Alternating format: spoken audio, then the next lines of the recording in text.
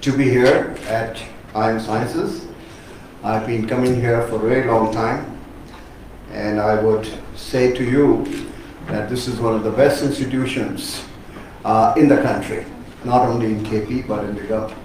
And what is really, I admire and I quote this institution in all my talks and also in my presentations, is that you have maintained the highest standards of learning and instruction, which is very rare in Pakistan.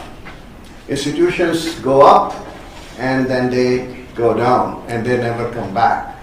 But this institution, fortunately, has been maintaining a consistent and improving record of education for the young students of this country. So I congratulate the management, the faculty, the board, and the students for maintaining this, and I hope very much that this standard will not only be enhanced, but it will be taken to the next heights, which is to become not only a national university, but a regional university which can compete with others. So with this hope, let me come to my topic. This book is a result of my own experience having worked for excuse me, I got some throat irritation, so I will cough a little bit, so please forgive me for that. Of my own 20 years experience at the World Bank, where I had the opportunity to look at a number of countries in developing world as to why they have progressed and why others have actually remained stagnant. And then some of them have not only gone down, but their standards of living have declined. So that is the perception which I wanted to document in form of empirical evidence rather than just the thoughts.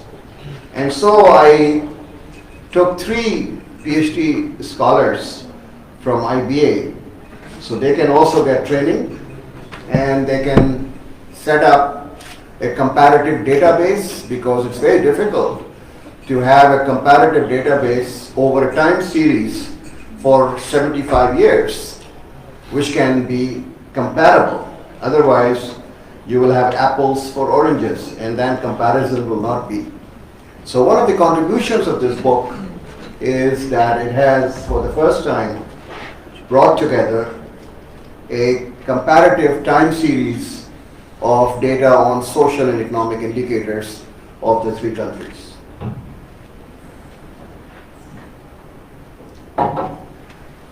So that gives the material for analysis. Now, most of you are not really aware that from 1950 to 1990, Pakistan was one of the top developing countries in the world. It was growing by 6% per annum for 40 years. A lot of developing countries used to send their officials to look at Pakistan's development model. India at that time, although it had inherited industries, a better infrastructure, it had taken all the reserves of the government of India, it had an entrepreneurial class, and Pakistan had no industries, no entrepreneur class, was very much preoccupied with the rehabilitation of 8 million refugees who are migrating from India, and that is how this country started its journey. By 1969-70, according to the World Bank Development Policy Paper, the manufactured exports of Pakistan were higher than those of Indonesia, Malaysia, Philippines, and Thailand. India didn't count actually at that time. And look where these countries are and where we are. So this book tries to investigate with the aid of the data as to why Pakistan, which was doing so well till 1990, has slided down. And why India and Bangladesh, who were way behind Pakistan till 1990, India was growing by 3% and Bangladesh was not growing at all, have now overtaken Pakistan in all economic and social indicators. And it has implications for the future, for your generation who are going to be involved in Pakistan's future trajectory. And that is what I wanted to share with you this morning. I will present to you 8 critical success factors as to how Pakistan was successful in the first 40 years and how India and Bangladesh were successful since 1990. And then I will go to 8 pain points and risks for the future development of all the 3 countries till 2047, when they will become 100 years old. And my argument is that the present model of development needs a lot of modification and alterations to become sustainable over the next 23 years. And that is the pain points and the risks. So let me begin with the critical success factors. Number 1, this study shows the reform of the government, whether it is democracy, dictatorship, military authoritarianism, hybrid regime, doesn't matter. What matters is that you have political stability, continuity, consistency, and predictability of economic policies. Whatever regime is there, if these policies are continued, the investor feels confident that whatever they invest, they will get their returns on that. And therefore, you have India and Bangladesh rising their savings rates and their investment rates from 15% to 30%. And therefore, as economics students, you may know that with the same I-core, you can get to 6% growth rate. Pakistan is stuck with 15% investment ratio. So you can have only 3 or 4% growth rate. It's simple mathematics, nothing more than that. So the regime is not important. It is the continuity of the policies. So India had Congress party which introduced the reforms, but nothing happened. Until Vajpayee, who was from the opposition, BJP, came and continued with the same policies. And India took off because all the domestic and foreign investors felt confident that the old paradigm is gone. The license Raj is no longer valid. It's more liberal economic policies of India, and we can benefit from that. Khalda Zia and Hasina Wajid were called battling Begums, but their economic policies remained the same. And Bangladesh really took off. Here, between 99 and 2024, we had 18 prime ministers. Was there a continuity in the policies? Not at all. Every government came and started with their own policies which they never implemented. And that's why we are in this bad shape.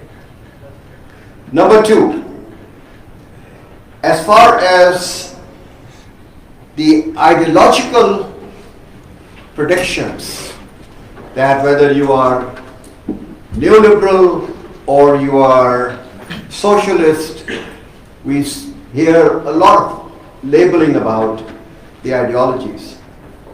This book shows ideologies don't matter at all.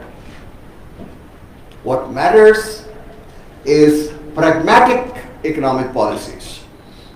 That means in the initial stages, you invest in basic industries like India did and develop the competencies. But as circumstances change, you shift the gear. You don't have the car in the same gear. If you have to accelerate, you have to change the gear. And India changed the gear. And they went into integrating with the rest of the world economy. And that is why India has done so well. So neoliberal or socialist labels are not very much conducive as far as success is concerned. It is change according to the circumstances in the policy regime which is important. And third, this is very important because we are all facing this difficulty at the moment. Reliance on external assistance is undesirable. And Pakistan has been too much dependent on external assistance.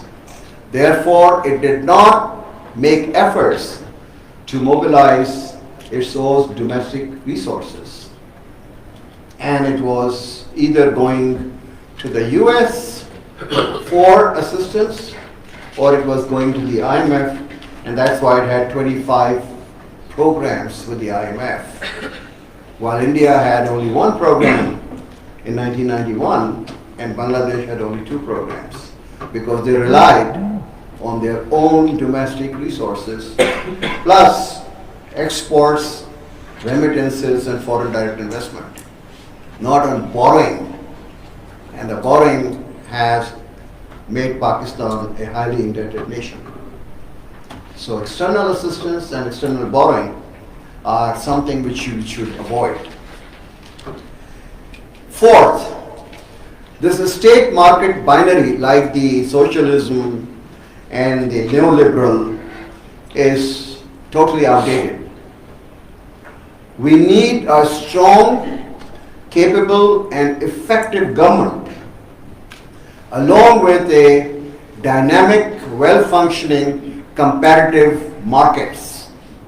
This combination of good government, a strong government, along with efficient, effective private sector takes the economy to the greater heights. If you're always fighting among yourselves, that the government says private sector sara chor hai or private sector kehta hai government sari corrupt hai, you will never work together. There will be no trust between you and you cannot take your economy up. In Bangladesh case, it was not only the state and the private sector which worked together, but NGOs and civil society organizations worked together. You must have heard the name Professor Yunus, who introduced the microfinance for the women in the rural areas of Bangladesh. So for the first time, women in rural areas got financial empowerment. BRAC under Sarfazal al-Albet produced all the schools, clinics and dispensaries in the rural areas. Government was not very effective there, but NGOs and the civil society came to their rescue. So again, combination between the state, the private sector and the NGOs, when they work together in tandem for the same goal, the country progresses. Number 5, you cannot remain like an ostrich, only depending on your domestic markets. Pakistan's domestic market is only 350 billion. India's is only 3.2 trillion. Bangladesh is much less than that. Only when you participate in international trade, you attract foreign direct investment. You have transfer of technology, and you have migration of surplus labor to these countries. Then the economy really takes off. China is now world's #1 exporting nation, ahead of the United States and Germany. They have beaten them. It is a 1.4 billion domestic market. They could have said, oh, हमारी इतनी बड़ी market है, we have to just concentrate on domestic market. No. They became the largest exporter because they went around the whole world and they became the manufacturing factory of the world. The cars which are produced in Germany are much cheaper to produce in China. Electric vehicles, which is the latest, are now being produced at the lower cost in China. So participation in the international market, which is so large, $20 trillion, is something which the countries do progress. Number 6, investment in human capital, in financial inclusion, and female empowerment.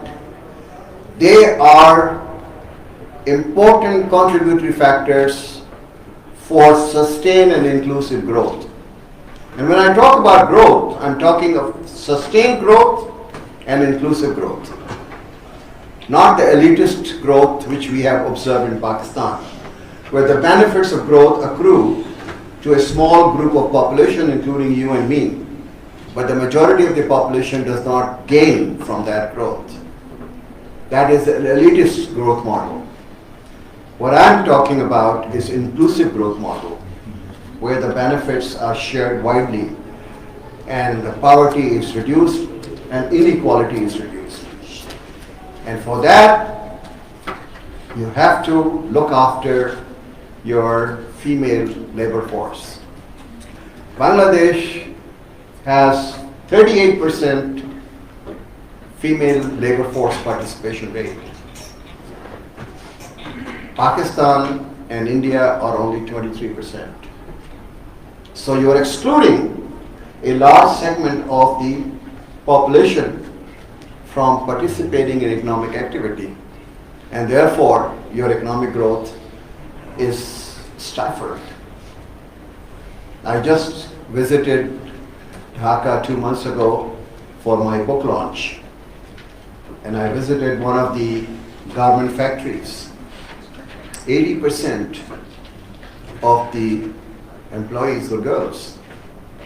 And what happens when you have females working in the factories or in other places?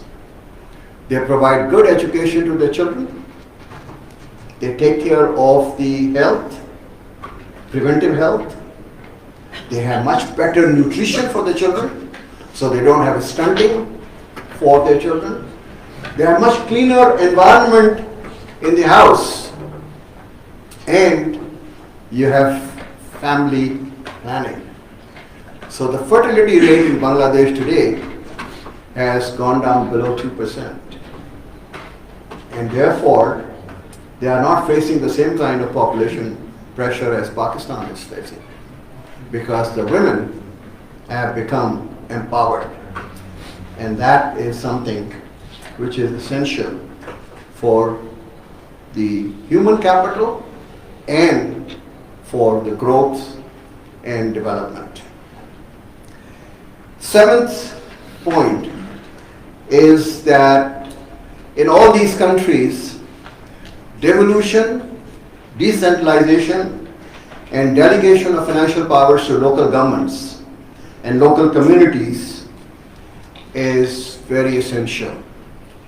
The centralization, where the Prime Minister or the Chief Minister concentrate all the powers and make decisions sitting in Islamabad or Lahore or Karachi or Peshawar, and they don't allow the people at the grassroots level to take their own decisions, because they know their problems much better than any bureaucrat like me sitting in Islamabad. You delegate the powers to them, you give the resources to them, and you can see that people are much happier. Those of you who have read my book, Governing the Ungovernable, there is a chapter on local governments. And all the surveys between 2001 to 2007 show that the people were more satisfied with the local governments during that period. Level of satisfaction, because the access to services was much better. They could knock at the door of their union councillor who lived in the same village and take him for solving the problems. The MPA is sitting in Karachi, the MNA is sitting in Islamabad. They never see the picture, his face, unless and only in the newspaper pictures or TV. They don't have access to them. And without access, they cannot get their problem solved. So this is very critical, that we have to empower our local governments. And finally, India has done a great deal in digitization, which promotes efficiency as well as transparency. India had a lot of welfare programs, guaranteed rural employment program, guaranteed food distribution programs. But there used to be a lot of leakages. जो middlemen थे, वो पैसे जो हैं वो हजम कर जाते थे, तो गरीब को तो पूरे पैसे मिलते ही नहीं थे. They have digitized. So all the money goes into the accounts of the beneficiaries. No human interaction. And the beneficiary can use that money for their own purposes. So all the leakages and the corruption in between has disappeared. That is what the digitization really does. अभी तो आप पटवारी के पास जाएं, पटवारी के पास वो सारा आपका record है, वो जो भी चाहे वो कर सकता है. But when you digitize your records, not computerized, computerization is only transferring from the manual to computerized. But when you digitize, then you have a very different governance structure. So that is a critical success factor. Now I come to the pain points and the risks. The first and the most important global trend which we should all be aware, and particularly you young men and women should be aware, the world is changing drastically because of climate change, of environmental degradation and pollution. We had floods in 2022, we had heat waves, we had droughts, and the glaciers in the north are not melting at the speed at which they are required to provide the water for the rabi crops in Pakistan. So all your food, your water, your hydropower, all dependent on those glaciers. Unless you have new varieties of seeds, new techniques of production, conservation of water, there will be no food for 350 million people who will be in Pakistan in 2047. Look at pollution in Lahore. Lahore is shut down during the December month. Flights cannot take off. The motorway is closed. The factories do not operate because the pollution is very high. Look at Delhi. Delhi has a lot of infectious diseases coming out during those periods. Second is growing inequality, income, regional and gender. Gender is that women are not paid the same remuneration as their counterpart males are, although the females are much brighter, more serious, and much productive. In IBA, during the time I was the head of IBA, out of 12 on the dean's list, 10 to 11 used to be girls. Only 1 or 2 were boys.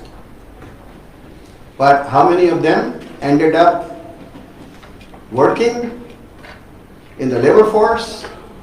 Only half of them. So look at the half of your talented, bright, young women are making no contribution to your economic activity. So how can you compete? And that is the gender inequality. Regional inequality.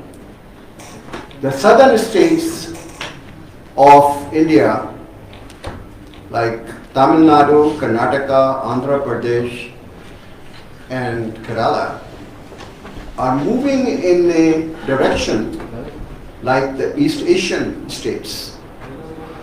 While the northern India, like Uttar Pradesh, Bihar, Rajasthan, Madhya Pradesh, they are moving more like South Africa, Sub-Saharan Africa. All the economic and social indicators of northern states are much lower. Bihar's per capita income is 1/6 that of Maharashtra. Adani's and Ambani's and Bajaj's and all other big families are becoming billionaires and billionaires, while their bottom 50% of the population is losing its income. And that is what they have to worry about. And third one, which surprised me as a student of economics, and you know, your economics basic development course says that as economic growth takes place, there is reallocation of labor from the informal to formal. But in all three countries, despite the fact that India and Bangladesh are growing by 6% and we grew by 6%, 80% of the labor today is in the informal sector, not in the formal sector. And this is something which is not efficiency. This is inefficient resource allocation. And this cannot be the basis for the future. And the fourth pain point is that India is adding 12 million people, young men and women, to the labor force every year. But they cannot find employment for those 12 million people. The entire IT industry, which is the second largest exporting country as far as the IT is concerned, services is concerned, employs only 5 million people. So skills are now fetching higher prices, higher wages, while the labor is not getting enough even to sustain themselves. So this disparity is reflected in employment. The fifth one, as I said, is that India and Pakistan have to increase their female empowerment. We carried out studies in IBA. Orangi town, which is in the north, the educated women there refuse to go to IIH Chandigarh Road because they don't have safe transport. Even going from their houses to the bus depot, then change from the bus to the minibus, from the minibus to rickshaws, and from rickshaws back to the buses, it takes 2 hours. and they are not assured of safety. So we have to take care, the government has to take care of these safety of women, transport of women, no harassment at the work. Unless you do that, you will not be able to increase the participation. The sixth paradox is that this country, until 1947, used to be a union. You had Calcutta to Peshawar GT Road. You had railway connection north to south and east to west. You had irrigation system, all rivers connected with each other. And the trade was almost 50% between the region. Today the inter-regional trade is only 5%. East Asia, which has very disparate, configuration, different languages, different culture, different heritage, different history,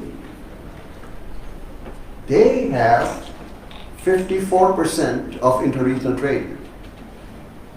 Now if you look at Punjab, East Punjab and Haryana, it takes only 1 hour to cross the border and sell them onions and tomatoes which they need. And it takes 1 hour from Punjab and Haryana to bring to Punjab the vegetables which are in short supply in Pakistan. How much trade can happen between these two countries? But we are missing that. The seventh one is urbanization. Because of the population pressure, a lot of agricultural land, fertile land, is being converted into housing societies. If you go from GT Road, from Lahore to Pindi, you find new housing societies coming up. I just went on the new road from Lahore to Sialkot, and already I see the boards coming up, this housing society and that housing society. And this road has green, fertile, agriculture land. It will be a pity if we are converting these fertile agriculture land into these concrete jungles. So we have to have planned urbanization, not just sprawl, right? What is it? And finally, my topic which I have spent a lot of time in my life is that poor governance and weak institutions in all the three countries will not be able to either overcome the challenges which I have pointed out to you. And all three countries have poor governance and weak institutions. Unless you strengthen your institutions and you have good governance, these countries will have difficulty in maintaining this record of high growth during the next 50 years. So I'll stop here. I'll be very happy to answer any questions. Feel free. And I particularly encourage the students, because the best way of learning is asking questions. Madam, could you please stop your phone and concentrate here? I'll appreciate that. If you are asking questions, that means you are curious. You want to learn. Otherwise, you will hear from here, you will hear a lot of lectures, and then you will forget about it. So my message to younger people, and I go all over the country to universities, colleges, because that's what I want to do, is the best way is asking questions. And no question is a stupid question. Let me also say that. You should not feel shy. I know when I went to IBA, a lot of students told me कि वो जो teacher कहता है अच्छा तुम मुझसे सवाल कर रहे हो मैं तुम्हें देख लूँगा. My request to the faculty was that if I hear any complaints that you are discouraging people from asking questions, and that is not going to be good for you. Because unless you satisfy your curiosity, you will never be able to absorb knowledge. So I would very much encourage you all to ask questions. If you have listened to me, if you are not listening to me, you are busy with your cell phones, then that's a different story altogether. But please don't consider this a waste of your time, but consider this as investment in your intellectual journey. So I'll stop here. I would very much like you to ask any question you have. Ma'am. Assalamualaikum, sir. Sir, so you mentioned that Pakistan, the reliance on the external finances. Upar karne. So as you mentioned that reliance on external finances is undesirable, and looking at the situation of Pakistan and its poor governance, as you mentioned. So what's the way out of the debt that we are now currently in? Good question. If you have political stability, you have 5 years to an elected government without any interruption. They are given free hand. If they don't do a good job, if they don't deliver goods and services to the people of Pakistan,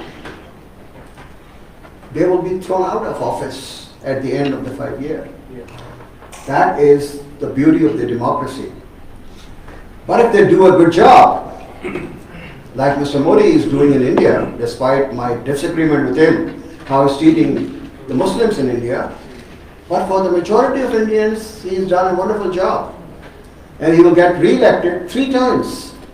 So his policies, which he started in 2009, are now beginning to yield results. In Pakistan, every prime minister is feeling insecure कि कब मेरी कुर्सी जो है वो मुझसे निकाल दी जाएगी, तो वो तो फैसले ही नहीं करेगी. That is the answer to your question. Give them 5 years. If they do a good job, they will get re-elected, they will continue with the reforms. But if they do a lousy job, they will be thrown out and somebody else will come into the office. Political stability is the foundation upon which economic growth takes place. They are interlinked. Thank you.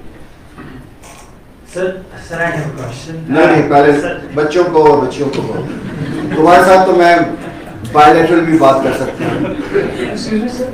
Sir, my name is Riaz Ahmed. अभी recently मैंने यहाँ से MS Project Management में degree ली. Sir, मेरा question आपका जो concept है वो throughout बड़ा constant रहा है, चाहे आपका पाकिस्तान crisis state उसमें जो आपका article है या पाकिस्तान गवर्नेबल अनगवर्नेबल वो जो आपकी बुक है, या इवन इस बुक के जो रिव्यूज यूट्यूब पे मैंने आपके मुख्तलिफ टॉक्स में मैंने देखे हैं, आपका कंसेप्ट है इंस्टीट्यूशनल डिके. आप सिविल सर्विस में के कॉन्टेक्स्ट में इंस्टीट्यूशनल डिके का वो बात कर रहे होते हैं.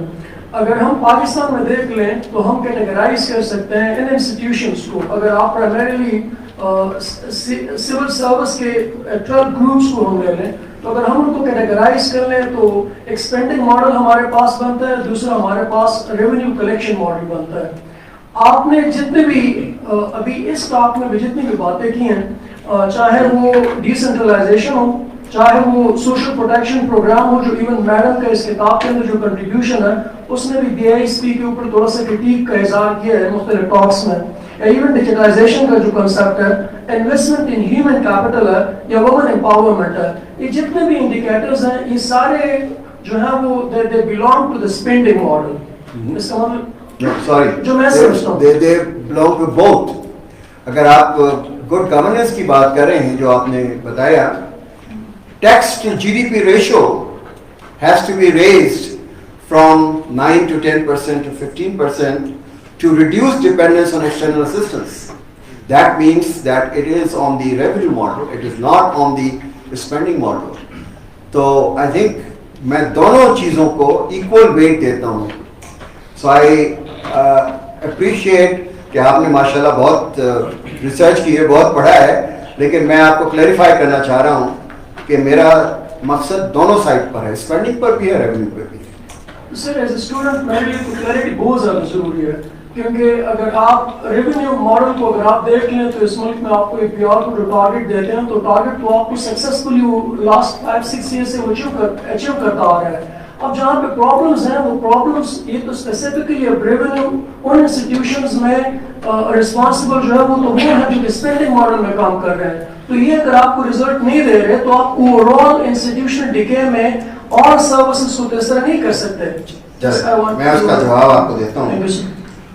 جب میں کہتا ہوں کہ 60% آف یور اکانومی آپ کا traders, transporter, agriculture, real estate, they don't pay any taxes at all.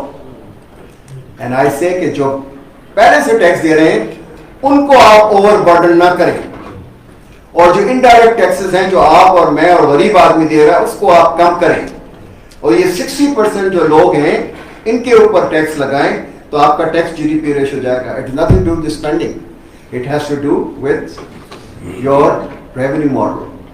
Third, آپ نے ڈیسینٹرلائزیشن کی بات کی. Studies have shown from Ghana to Guatemala that the nearer is the spending by the government, the more people are willing to pay taxes. اگر ان کو یہ پتا چلے کہ پشاور میں جو ٹیکس وہ دے رہے ہیں پشاور کی ڈسٹرکٹ گورنمنٹ کو, اس سے یہاں کی سڑکیں بن رہی ہیں, یہاں پر پانی پینے کا مل رہا ہے, یہاں صفائی ہو رہی ہے, you will be tempted to pay taxes. لیکن اگر آپ کو یہ پتا چلے کہ جو آپ ٹیکس دے رہے ہیں وہ ایک بلیک باکس میں جا کے اور اسلام آباد میں غائب ہو جاتا ہے, آپ کو پتہ نہیں کہ اس کا کوئی فائدہ ہے, you will not pay taxes. So my decentralization is also linked with the revenue model. تو تینوں چیزیں جو میں نے آپ کو بتائی ہیں they are all linked with the revenue model, not with the spending model. ٹھیک ہے, آپ satisfied ہیں؟ Okay, thank you. G Sir, وہ دے دینا. sir, as you told that I was not clear on the point that how women empowerment will lead to better nutrition in lower population. Yeah, very good. When a female is educated, she knows what is good nutritious food, and therefore she will give that nutritious food to the children. She will maintain cleanliness in the house, کہ بچے کو مٹی اٹھا کے اپنے منہ میں نہ ڈالیں یا بیمار ہو جائیں. جو ڈرنکنگ واٹر ہوگا وہ بوائل کر کے وہ پانی دیں گے تاکہ کوئی ڈائریا وائریا نہ ہو سکے. جو اس کی ایجوکیشن ہے وہ آپ دیکھ لیں ایون ان پاکستان کہ جو دبئی میں الٹریٹ لوگ گئے ہوئے ہیں ان کے بچے یہاں پر جو ہیں وہ اچھے اسکولوں میں تعلیم پا رہے ہیں, بیکاز مائیں جو ہیں ان کے پاس وہ پیسے آتے ہیں ریمیٹنس کے اور وہ اپنے بچوں کو اچھی تعلیم دیتی ہیں. So female empowerment helps you not only in the labour markets but it helps you in nutrition, in health, in education, in family planning. اور دوسری جو اسٹڈی ہے which is not really applicable so far to South Asia is کہ women gets financial independence تو اس کا جو husband ہے وہ اس کو respect سے treat کرتا ہے as compared to a person who is not financially independent. So domestic violence جو ہے وہ بھی کم ہو جاتی ہے. But that study is only in the Western countries, it is not in the South Asia, so I didn't apply that. ٹھیک ہے جی, okay جی. Okay, sir, I'm Rutbaba, student of MS Development Studies, and I have a question. I really appreciate that you have mentioned all the risk factors which has hindered the economic activities between India and Pakistan, but I have a little curiosity about the Kashmir issue. What is that like? How it has impacted the trade activities between the two countries, and what is the way forward out of it? I think you've caught me with a question I cannot answer. Frankly, before 2014, despite the Kashmir dispute, we had almost come to an agreement on resuming India-Pakistan trade 2014 میں. But جب مودی صاحب آ گئے تو انہوں نے کہا کہ اس سال الیکشن ہوں گے تو آپ ابھی اس کو نہ چھیڑیں, جب ہم پاور میں آ جائیں گے تو پھر ہم آپ کے ساتھ یہ ایگریمنٹ کریں گے. وہ دن ہے اور آج کا دن ہے, وہ ایگریمنٹ نہیں ہوا ہے آج تک. ٹھیک ہے, so it's misfortune of Pakistan and it's misfortune of India that we could have normalized our relations, but we missed the chance. That's what I can say. Ji. Sir, we had Charter of Democracy in like. Ucha kar le zara. Sir, we had Charter of Democracy in 2006, I guess. So, don't you think we need a Charter of Economy now? Because, sir, for the policy consistency, we need such sort of long-term thing. Because although the democracy hasn't been as such like jo they desired, but still it is in the development process. So don't you think we need a charter of economy now, or agar aisa hai to how can we achieve that? بھائی صاحب, پاکستان کے جتنے مسائل ہیں economic, ان کی diagnostics بھی ہمیں پتہ ہیں, اس کے پرسکرپشنز بھی ہمیں پتہ ہیں, اور کیا کرنا ہے وہ بھی پتہ ہے. لیکن جو افسوس ہے وہ یہ ہے کہ ہم امپلیمنٹ نہیں کر سکتے. وہ امپلیمنٹ کیوں نہیں کر سکتے ہیں کہ میں جب پرائم منسٹر بنوں الیکٹ ہو کے, تو مجھے تو یہ نہیں پتا کہ میں 2 سال میں اس کرسی پہ رہوں گا کہ نہیں رہوں گا. اور وہ جو فیصلے ہیں آپ نے کرنے ہیں وہ بڑے انپاپولر ڈیسیشنس ہیں. آپ نے لبرٹی مارکیٹ لاہور کے ٹریڈرز کے اوپر ٹیکس لگانا ہے, آپ نے قصہ خوانی بازار کے ٹریڈرز پہ لگانا ہے, لاکھوں روپے وہ کما رہے ہیں, وہ ہڑتال پہ نکل آئیں گے. آپ پہلے ڈرے ہوئے ہیں کہ یار اگر میں نے ان کو ناراض کر دیا تو میں تو کرسی سے گر جاؤں گا, مجھے تو نکال دیں گے, تو آپ وہ فیصلہ نہیں کریں گے. میرا کہنا یہ ہے کہ اگر آپ ان کو پورے 5 سال دیں کہ آپ کو کوئی نہ جوڈیشری نکالے گی, نہ کوئی اور ایکسٹرا کانسٹیٹیوشنل فورسز آپ کو نکالیں گی, تو وہ ہمت کریں گے اور وہ انپاپولر ڈیسیشنز لیں گے. ہڑتالیں بھی ہوں گی, لوگ سڑکوں پہ بھی آئیں گے, میڈیا کیمپین بھی چلیں گی, لیکن وہ 4-5 سال کہہ سکیں گے کہ دیکھو تم نے اتنی ڈیفیکلٹیز میں زندگی گزاری ہے, اب ہماری اکانومی جو ہے اوپر جا رہی ہے, انفلیشن کم ہو رہا ہے, ایکسٹرنل اسسٹنس کے اوپر دار و مدار کم ہو رہا ہے, ہمارے ریونیوز بڑھ رہے ہیں, ہم خرچے بڑھا رہے ہیں, لوگ جو ہے ووٹ دیں گے ان کو. ٹھیک ہے نا, تو چارٹر سے کام نہیں ہوگا. Implementation implementation implementation, that is what is needed in this country. اگر ہم یہ 15 سال میں ML1 ہی بنا لیتے جو چائنا نے ہمیں کہا تھا, جو کراچی سے اور پشاور تک پوری ہماری جو ہے آپ کے ایکسپورٹ کی کاسٹ جو ہے وہ اتنی کم ہو جاتی کہ آپ کے نئے ایکسپورٹ جو تھے وہ کمپیریٹیو ہو جاتے. آج 9 سال ہو گئے, ہم ابھی تک اسی میں لگے ہوئے ہیں کہ ہم یہ کریں یا وہ کریں. We have postponed critical decisions in this country, or we have delayed those decisions and we have not completed that. So the name of the game is, you know what the problem is, you know how to solve it, go ahead and do it. That is the problem. ٹھیک ہے. السلام علیکم سر. جی ارشد علی سر, میرے ساتھ نے جو question کیا ہے اسپینڈنگ ماڈل سے ریلیٹڈ اور ریونیو کلیکشن ماڈل سے ریلیٹڈ, اسی کے اوپر میرا بھی کوشچن ہے. سر آپ نے کہا کہ یہ تینوں چیزیں ریلیونٹ ہیں نا, اسپینڈنگ ماڈل اور ریونیو کلیکشن اور اس طرح. سر ایک بہار ایک انسٹیٹیوشن ہے, وہ ٹیکس کلیکٹ کرتا ہے اور جو ٹارگیٹ اس کو کیا جاتا ہے وہ گورنمنٹ کو پرووائڈ کرتا ہے. سر اب یہ تو اسپینڈنگ ماڈل کے اوپر ہے نا, چیف سیکٹریز اور جو پاس ڈیوٹی گروپ سے جو فنڈس ریلیز کرتے ہیں یا صوبوں پہ دیتے ہیں سی اوارڈ کے تھرو. تو سر اب اسپینڈنگ ماڈل میں ایشوز نہیں ہے کہ ہمیں خسارہ ہے, ہم IMF کے پاس جاتے ہیں, قرضے لیتے ہیں, صوبے پہ قرضے لیتے ہیں, اور صوبے میں یہاں پہ ابھی ریسنٹ کی کے میں منسٹرس کے ان کے ہاؤس رینٹ میں انکریز کیا گیا, اس کے پرسنٹ ایوریجز میں گاڑیاں دی گئی, یا بزنس جو آفیسرس ہیں ان کے پاس گاڑیاں ہیں بڑی بڑی. جب بجٹ میں پھر بات آتی ہے ٹیچرس کی تو پھر کہتے ہیں کہ یہ تو زیادہ ہے, اور हमारे पास पैसा नहीं है, और जितनी भी बड़े प्रोजेक्ट्स ये स्पेंडिंग मॉडल वाले करते हैं उसमें करप्शन है सारे।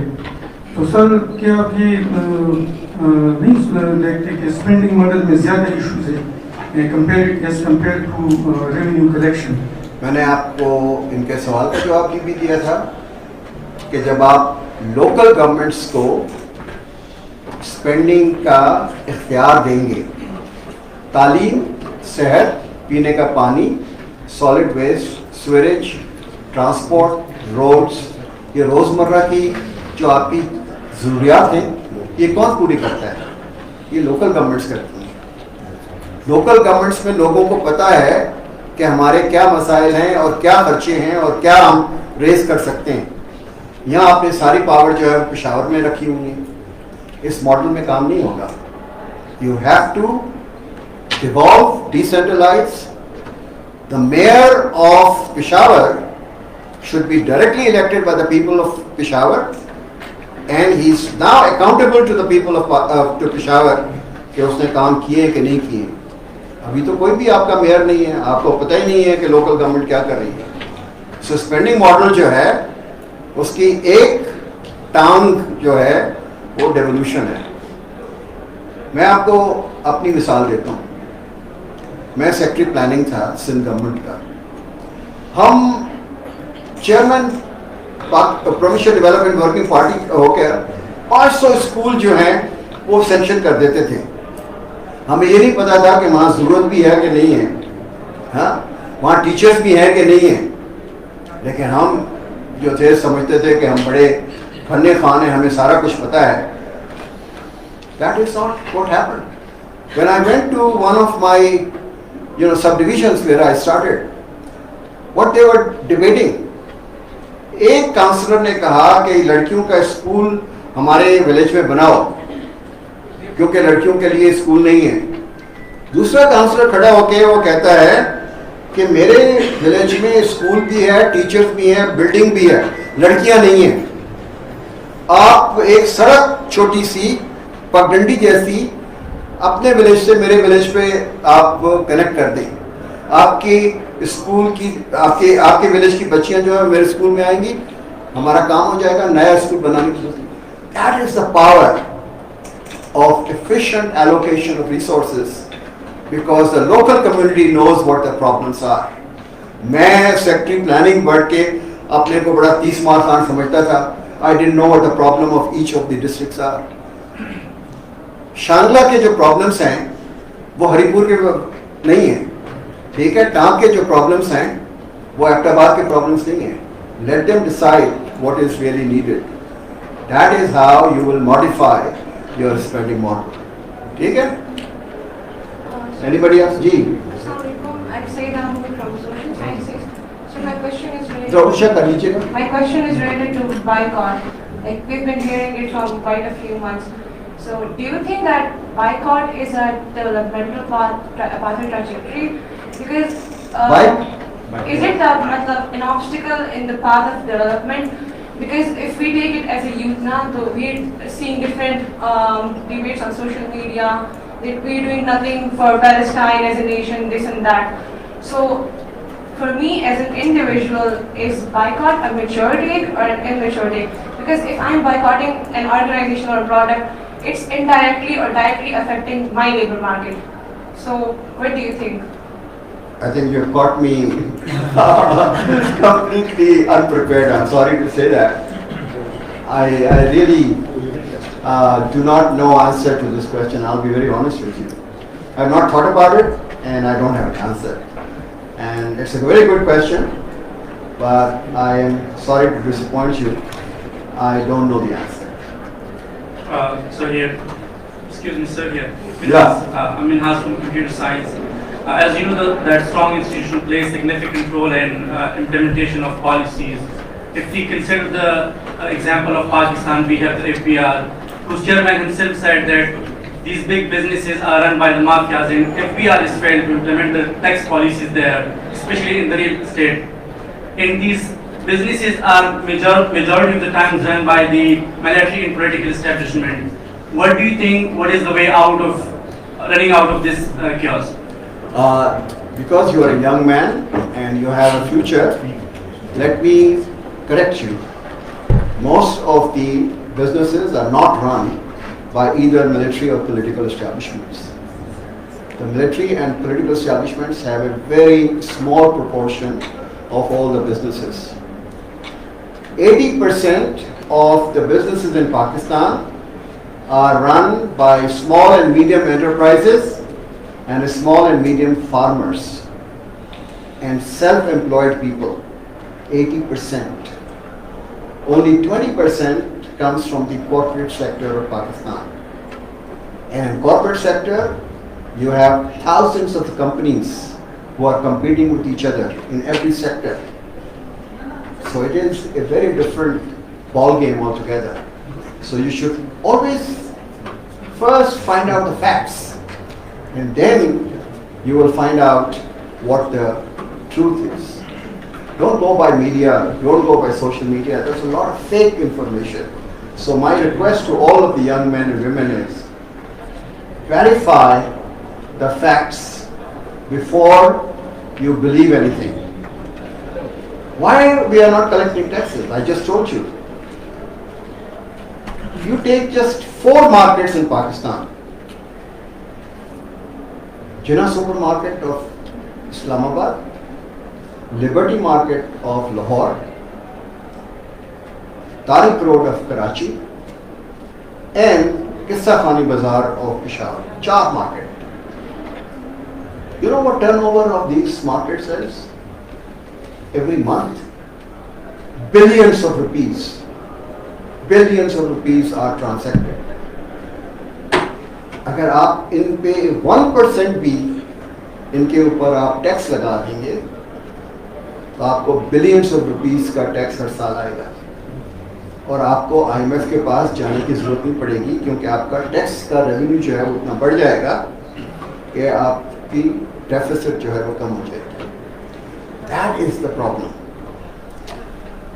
ट्रांसपोर्ट कम्युनिटी जो है, मैं कराची में रहता हूँ, वो सारे पाकिस्तान में गुड्स जो है, ऑयल टैंकर्स हैं, गुड्स हैं, वो कैरी करते हैं.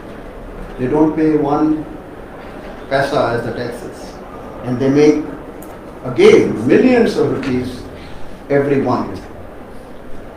रेस्टोरेंट्स हैं, आप जाओ तो लाइन लगी होती है, जगह नहीं मिलती है, वो 1 पैसा टैक्स नहीं देते.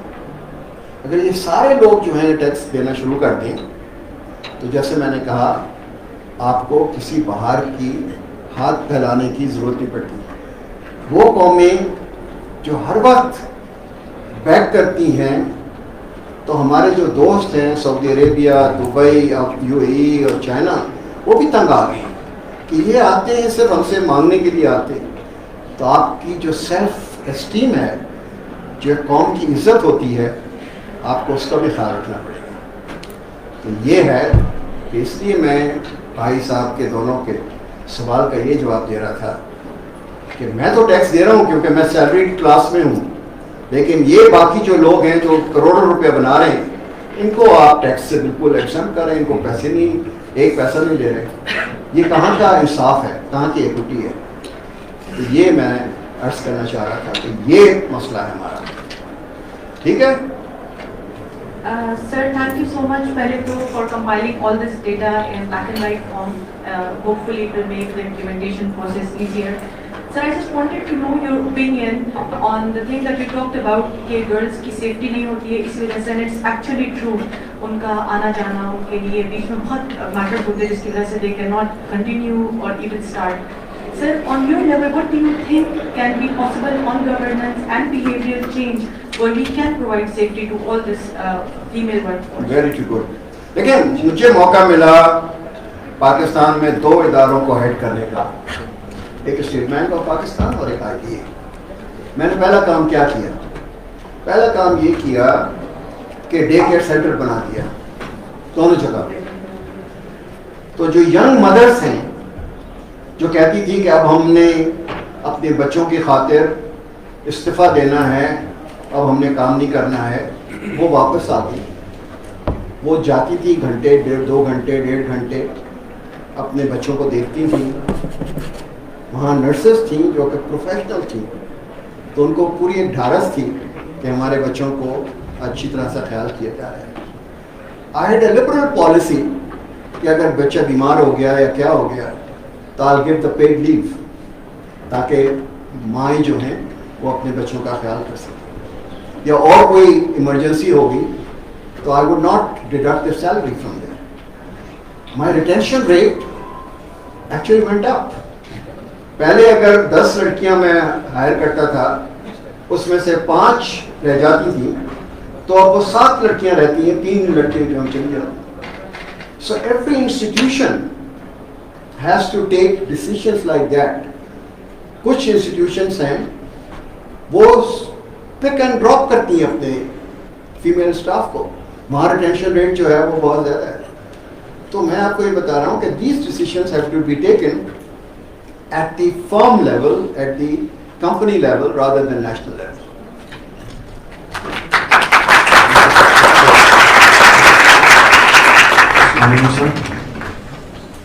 किधर से आप?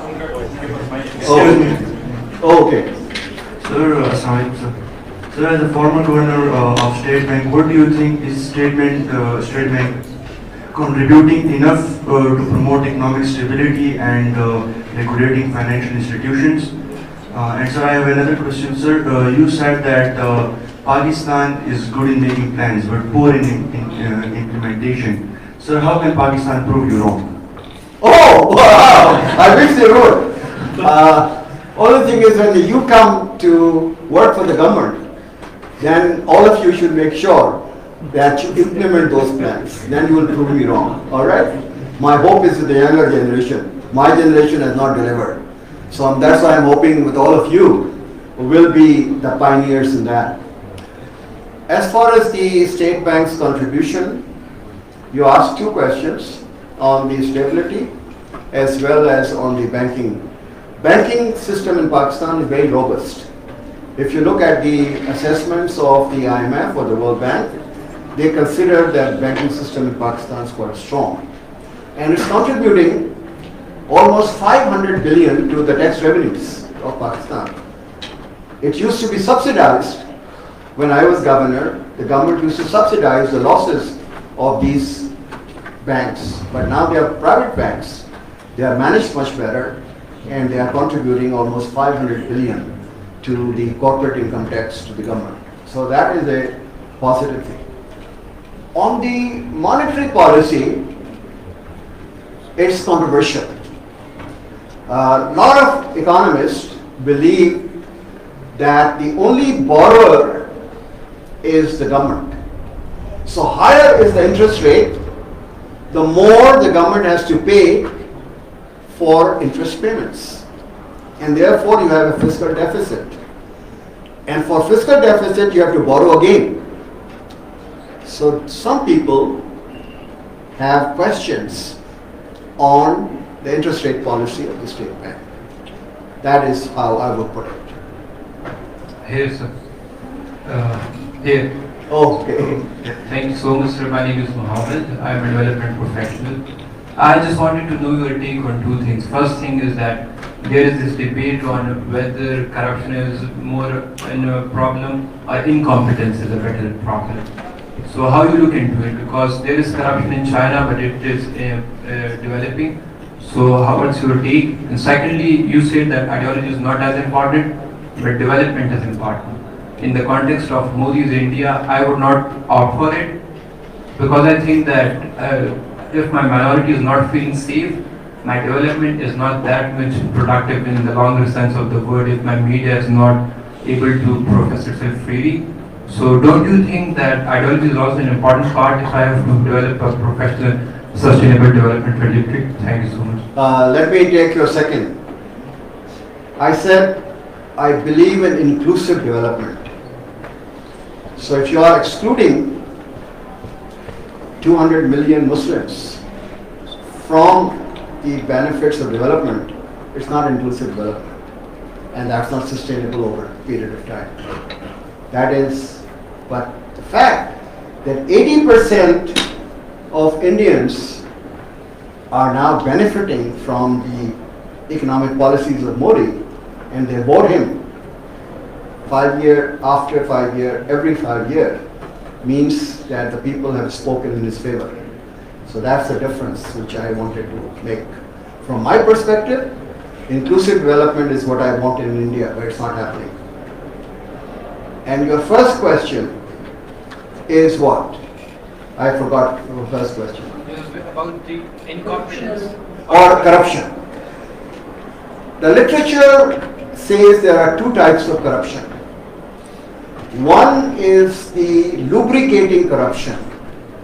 That means that the corruption has extra cost, but it helps in economic growth. And it is the example of Indonesia, that you have to construct a road which costs you, let's say, $10 million.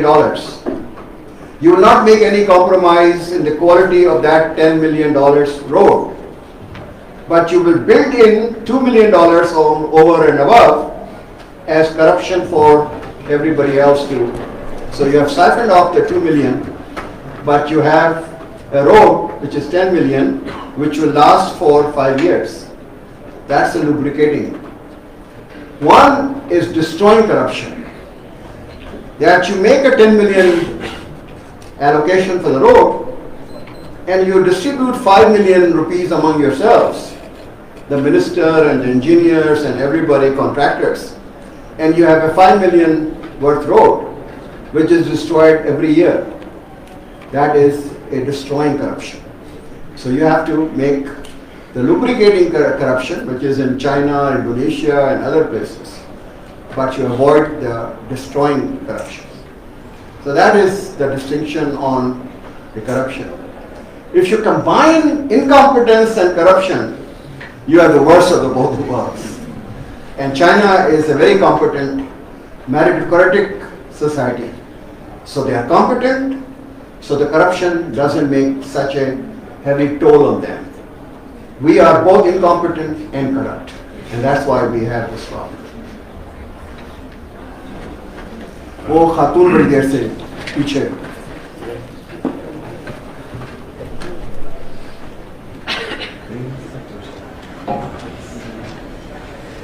Sir, I have a question कि पाकिस्तान अगर countries like India and Israel के साथ trade agreements open करे, so don't you think that would open development pathways? We also discussed it in our class of development studies a few days ago. And I believe कि अपने लिए मतलब for your country's development, you should take actions and steps like this, at least if not with Israel, with India, opening trade agreements and... I agree with you. I have written a lot. अगर आप मेरी website पे जाएं, तो मेरी पूरी study है. It's called Prospects for Promoting India-Pakistan Trade.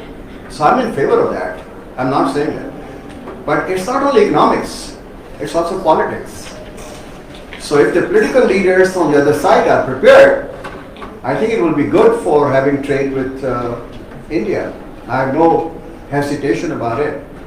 Israel, I'm very skeptical because until you solve the Palestine problem and you have an independent Palestine, then I think Pakistan should consider normalizing relations with Israel. But before that, I think you would be sacrificing a very noble cause, which is the independence of Palestine. That's how I look at it. I have a question. So, I'm a student of governance and public policy, and the question is about so we have heard this term a lot, the personalization of politics. And we have been seeing through the case studies and through the implementation of programs, especially in KP, the personalization of institutions. So for instance, a tourism secretary who was over here, we developed this authority and projects were going on, and later he became the principal secretary to the Prime Minister as well. So his legacy was a few initiatives which were of his interest for the development of KP or for the development of tourism. But when he left, there was nothing left behind him, as in the institution on which people can build up on. Similarly, when we see in a lot of departments is going on, a certain sector which is now an ACS, would be very active and is very active because he's an SES and everyone is saying that he's Okay.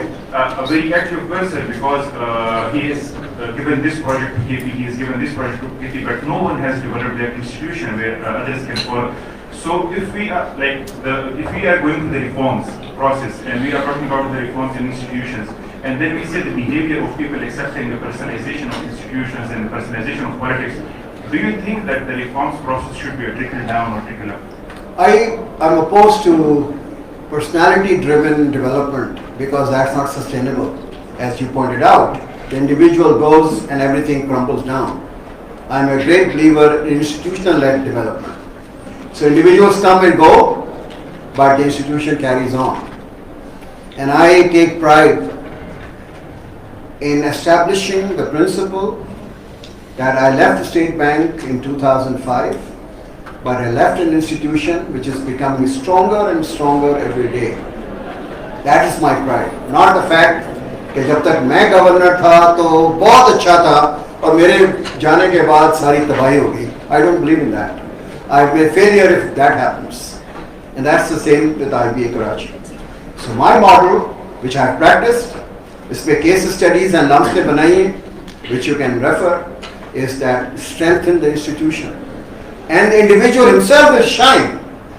Credit तो उसी को जाएगी, लेकिन आपने institution को मजबूत किया है ना, personality को तो नहीं किया. तो हमेशा ख्याल रखें कि you must build institutions rather than individuals. Okay? मुझे कहा गया है कि जी टाइम जो है वो पूरा हो गया है, but I would have continued. It's a great pleasure to be with the kids. उन्होंने कहा जी बंद कर can दें. take questions if there are any important. Because और कोई आप पूछना चाह रहे थे? चलें. Hello sir, my name is Abasin. Hello sir, my name is Abasin, Bachelor of Social Sciences. Sir, my question is about regional peace and its impact on development. Ji? Regional peace and its impact on development. Sir, Pakistan border के उस पार के इस पार की पख्तून भाई है. They have the same cultural background, they have the same heroes, they have the same bloodlines. Lahore के border पे भी मतलब इस side और उस side पंजाब की they have the same cultures. But tensions are growing day by day. Sir, so why are these tensions and how can we take up this program and in the future if it's possible तो हमारी country किस stage पे है? देखिए Afghanistan Pakistan trade का pattern अगर आप देखें तो in 2010, 11, 12 Pakistan was exporting $3 billion of goods to Afghanistan and it used to get a lot of goods from Afghanistan.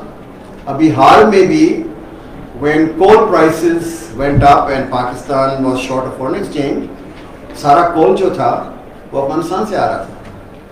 So there are trade opportunities between Pakistan and Afghanistan, there is no doubt about it. But you must have a very conducive political environment in which trade should take place. अगर रोज वहाँ जो traders हैं उनको harass कर रहे हैं, police वाले भी कर रहे हैं, कस्टम वाले भी कर रहे हैं, उधर के बॉर्डर वाले भी कर रहे हैं, तो ट्रेड नहीं होगी.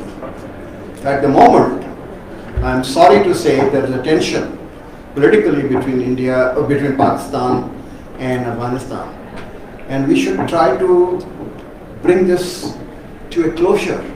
We should try to have much better relations between the two countries, and trade will take place.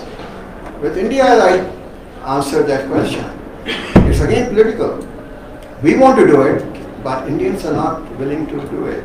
It takes two to tango. It doesn't take one. Okay? All right. Thank you so much for